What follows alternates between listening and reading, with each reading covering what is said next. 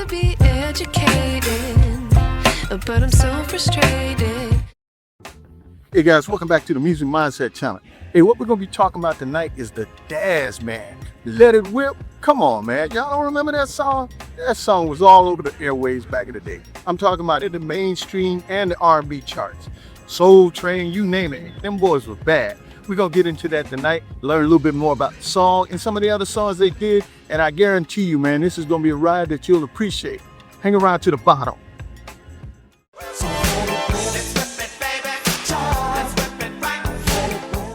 Let it whip, let that thing whip then.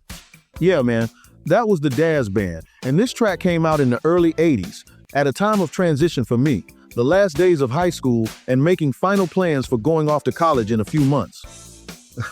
That little man thought he was grown at the time. But the story of the Dazz Band does not start with this hit or fame. Nah, it started with discipline and a city that had something to prove, especially to the community in Dayton.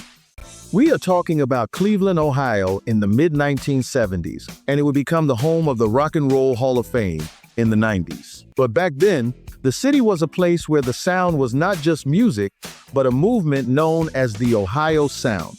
It was raw, aggressive, and rhythm-heavy, but underneath all that grit was a level of jazz sophistication that most people completely missed. And right in the middle of that storm was a young saxophonist named Bobby Harris, a man more interested in being a jazz cat than a pop star. Raised on Kinsman Street, Bobby studied structure, harmony, and discipline. He had no interest in funk at the time. But he also understood something most jazz purists did not want to admit. If people cannot move to the music, they are not hanging around. And it was seeing the group Blood, Sweat, and Tears play that showed him the facts of how success works in the music business. So it was about 1974, while leading a jazz-funk fusion group called Bell Telefunk, Bobby made a decision that would define his entire legacy. He was not going to be forced to choose between jazz and the streets, because he was going to fuse them together. That vision brought together a lineup that was not just talented, but dangerous, with Michael Calhoun on guitar, Isaac Ike Wiley Jr. on drums, and his brother Michael Wiley on bass, plus Kenny Pettis on percussion. They were locking into a rhythm that felt like a funk machine with a heartbeat. These guys were able to eventually land a gig as sort of a house band for the Kinsman Grill in Cleveland. Baby, yes, I know what you've been going. They even cut a few tracks like Love Vibrations with a guy named Ron Thatch on lead vocals, but he didn't stay with the group after those sessions. Ready to chase a major label deal, Telefunk decided to lean harder into the funk, but they needed more firepower for the transition. At the time, another Cleveland powerhouse band called Mother Braintree was making waves, but after a devastating fire at their own club forced the group to dissolve at the time, Bobby Harris saw his opening. He recruited trumpet player Pierre DeMud and saxophonist Wayne Preston. That was cool, but not complete, because before they could sign any major record deal, they would have to round out the brass section with Les Thaler on trumpet and Ed Myers on trombone. Now the 9-piece group was ready for the funk, finally giving the band the powerhouse horn section they needed to rival the sound of Earth, Wind, and Fire. That is where the identity clicked in. They called themselves Kinsman Dazz. Wait a minute, Mr. Mindset. Dazz? Where have I heard that name before, bruh? Sounds familiar. And it should, Mr. V-Man. You heard it in the song by Atlanta-based group Brick. Remember they had that song called Dazz for disco jazz in 1977?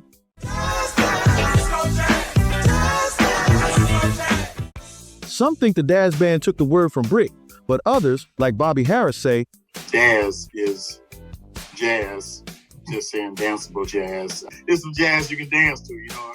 But what he does not say was quoted in interviews by Michael Calhoun, where he clearly says, and I quote, "Brick's song was out about 2 years before we got our record deal. But we used the word Dazz because we liked it and borrowed that name from Brick's song." Now they did say they didn't like the disco part and changed the meaning to danceable jazz. Yeah, man, Dazz was a monster, #1 record in '76. They literally invented the word, but with support from their manager, Ray Calabrese, Telefunk was biting the hottest buzzword in the industry at the time. Anyway, these brothers had a boatload of talent. And what separated this group from everybody else trying to make it was not just the sound, but the system behind it. While other bands were chasing gigs, Bobby Harris had his group rehearsing in a warehouse 5 days a week, clocking in like it was a 9-to-5 job. That level of discipline was rare, especially in funk, and it did not take long before it started to pay off. By 1978, the buzz in Cleveland caught the ear of Joe Louis, the A&R executive at 20th Century Fox Records, who signed the group to the label. And there was talk about doing big things. But this wasn't just casual chat. I mean, Marvin Gaye was even booked to produce their debut album. The group was actually flown to Los Angeles to record with Marvin, but the stars didn't align. Marvin was fasting at the time and fell very ill, so that ended that dream. Now the band was stuck with a major label deal, but no captain for the ship. The company wanted to send them back home with no recording, saying they would bring them back when they found a producer. But Bobby Harris wasn't feeling that. He did not hesitate with insisting that there had to be someone else who could help get their music produced. Luckily, Joe Louis was kind of a mentor to the great Philip Bailey, and he decided to reach out to him along with Ralph Johnson, both of Earth, Wind and Fire. These guys stepped in to produce the band's self-titled debut in 1978.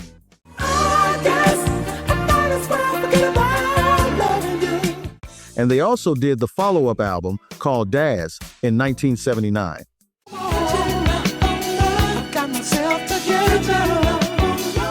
Bailey and Johnson brought a level of polish, harmony, and musical precision that elevated Dazz's Cleveland grit into something larger. When those two worlds came together, it was the perfect evolution. But what's crazy is, by 1980, 20th Century Fox Records folded, but the group had to keep moving, transitioning to the great Motown and evolving into what the world would soon know as just the Dazz Band. Yeah, Motown, now working out of LA, wasn't buying into the Kinsman name, so it was axed. But making the move to the world of Berry Gordy also meant the pressure for perfection was at an all-time high, and that pressure led to some major changes on the front line. As the band reorganized for their Motown debut, original horn players like Wayne Preston and Les Taylor decided to leave the band and move on. But honestly, they stayed in the band's orbit and would come back here and there years later and be seen in a few Dazz live performances on the road. But at that moment, going into Motown, Bobby Harris needed new players to make up a specific kind of powerhouse, personnel who could hold down horn chairs. But even though Kenny Pettis and Wayne Preston had been holding down vocals since they signed with 20th Century, it would also be nice to have an extra vocalist that had the stage presence to help lead the charge with not only smooth R&B, but also that more aggressive funk they now wanted to go into. That is what they would find in Cindy "Skip" Martin III.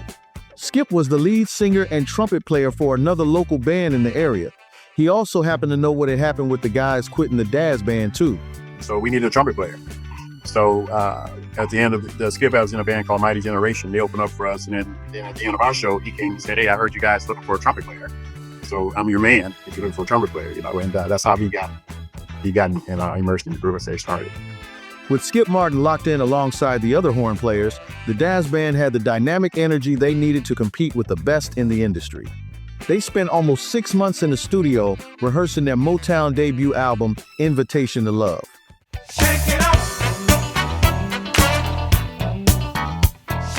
Yeah, they shook it up all right, having refined that danceable jazz until the sound was airtight. And then finally, we get there. The moment of truth came in 1982, the moment that made them a household name. Yep, Let It Whip.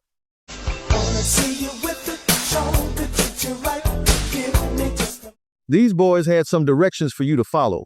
Dance Sucker.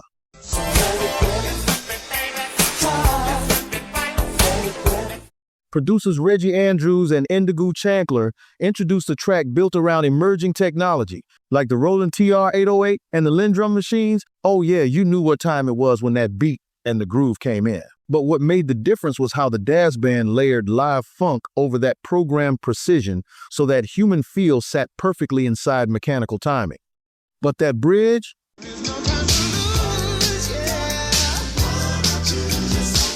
Skip Martin laid down vocals in that part that the listener can't wait to get to in the song.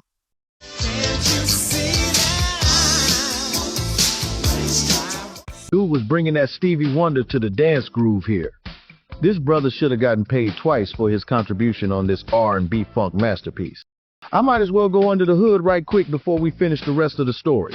At the foundation of it all was the bass line, because that is the heartbeat of the record.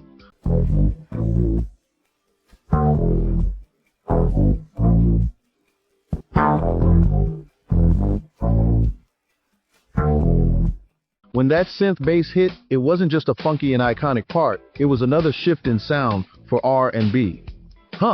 And get this, old school Motown didn't even want to release the song as a single at first. But one of the couple of people credited with managing the group at the time, Joe Simone, he believed in it enough to invest $75,000 of his own money to push it to R&B radio stations. Man, the record hit #1 on the Billboard R&B charts for 5 weeks, crossed into the pop charts, and earned the group a Grammy Award for Best R&B Performance. They became the first group from Cleveland, Ohio to reach that level of recognition. From there, they hit the road with giants like Rick James, Luther Vandross, and the Gap Band, following up with hits like Joystick and Let It All Blow, which solidified their place in the era. In 1984, Marlon McClain joined on guitar, bringing his magician touch from the group Pleasure. But the industry never stands still. By the mid-'80s, the sound was shifting fast toward hip-hop and New Jack Swing, forcing bands like the Dazz Band to either adapt or fade. Internal changes and label transitions to Geffen and RCA, along with the pressure to evolve without losing their identity, created challenges that broke many groups. But this is where their warehouse foundation mattered most. Through the 90s and into the 2000s, Bobby Harris kept the name alive, navigating industry changes and legal battles over the trademark. Along the way came real loss, with Michael Wiley passing in '93, Pierre DeMud in 2017, and Isaac Wiley Jr. in 2023. Isaac was the heartbeat of that rhythm section, and his passing reminds us that the cost of legacy is often paid behind the scenes. Today, the Dazz Band is celebrating 50 years of danceable jazz with the Legacy Lives Loud Tour. Bobby Harris is still at the helm, and a new generation is discovering Let It Whip through platforms like TikTok. Hey everybody, this is Bobby Harris, leader of the Grammy Award-winning Dazz Band, and I'm excited about what I'm seeing on TikTok with the Whip It Challenge. Keep it up, let's go and tag us at the Dazz Band. Let's go! Proving that real music does not expire when it is built on purpose. They even have a place in the Smithsonian National Museum of African American History and Culture. With several sold-out shows lined up through 2026, their journey shows they didn't last because they got lucky or chased trends, but because they built something strong enough to evolve without breaking. 50 years later, the Dazz Band's legacy still moves, and it still whips. Yeah, man, the Dazz Band. Did y'all know that about the Dazz Band? Skip, Bobby Harris, and them boys? Man, I tell you what, that was a hot song right there. And we got more stuff like that coming up on the channel. Hey, make sure you subscribe, like, and comment, and all that type of stuff. Share the video with some people, man. I tell you what, this is Music Mindset Channel, and I'm Mr. Mindset, and I'm going to see you guys next time.